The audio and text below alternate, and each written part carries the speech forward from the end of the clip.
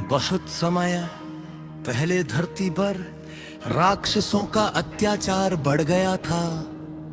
राक्षस राज रावण अपने बल और वरदान के अहंकार में देवताओं, ऋषियों और साधु संतों को सताने लगा। यज्ञ नष्ट किए जाते, तपस्वियों का अपमान होता और धर्म का मार्ग कठिन हो गया था। पृथ्वी माता गौ का रूप धारण करके ब्रह्मा जी के पास पहुंची और बोली, प्रभु अब अधर्म इतना बढ़ गया है कि धर्म की रक्षा करना कठिन हो गया है।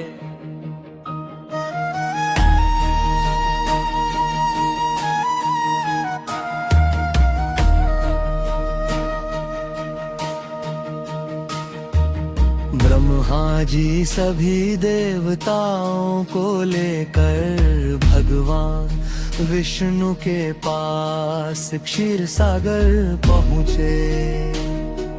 सभी देवताओं ने विनती की, है नारायण अब केवल आप ही हमारी रक्षा कर सकते।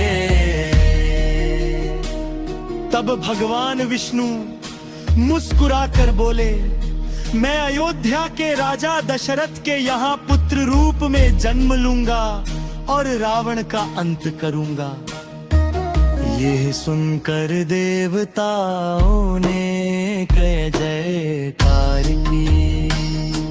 सभी देवताओं ने भी वान और रीछ कुल में जन्म लेने का संकल्प किया, ताकि वे भगवान की सहायता कर सके। उधर अयोध्या नगरी में महाराज दशरथ वृद्ध हो चुके थे, लेकिन उनके कोई संतान नहीं थी। राज्य समृद्ध था, प्रजा सुखी थी, परंतु राजा का मन पुत्र की इच्छा से व्याकुल रहता था। एक दिन गुरु वशिष्ठ ने कहा, राजन पुत्र प्राप्ति के लिए पुत्र कामेष्टि यज्ञ कराइए। राजा दशरथ ने ऋष्यशृंग ऋषि को बुलाया, भव्य यज्ञ आरंभ हुआ। यज्ञ की पूर्णाहुति पर अग्निदेव प्रकट हुए और उन्होंने दिव्य खीर का पात्र राजा दशरथ को दिया। उन्होंने कहा, इसे अपनी रानियों को खिलाइए, इससे दिव्य पुत्रों का जन्म होगा।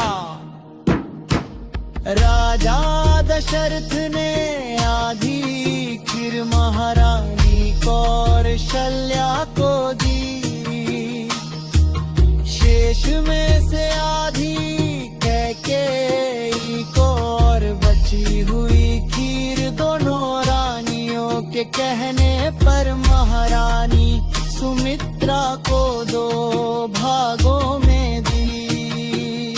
समय बीतने लगा, पूरे अयोध्या में शुभ संकेत दिखाई देने लगे। चैत्र मास की शुक्ल पक्ष की नवमी तिथि आई। दोपहर का समय था। पुनर्वसु नक्षत्र और कर्क लग्न में चारों ओर दिव्य प्रकाश फैल गया। महारानी कौशल्या के महल से दिव्य तेज निकलने लगा। उसी शुभा घड़ी में भगवान विष्णु ने श्री राम के रूप में जन्म लिया। चारों ओर देवताओं ने पुष्प वर्षा की, आकाश में दुंदुभियां बजने लगी, ऋषि मुनि मंत्रोच्चार भरने लगी। कुछ समय बाद महारानी कैकेयी ने भरत को जन्म दिया और महारानी सुमित्रा ने लक्ष्मण तथा शत्रु का जन्म दिया। पूरा अयोध्या उत्सव में डूब गया। घर घर दीप जलाए गए, मिठाइयाँ बांटी गई, नृत्य और संगीत होने लगा। आजा इस रथ की आंखों में खुशी के आंसू थे, वे बार बार अपने पुत्रों को गोद में उठाते और भगवान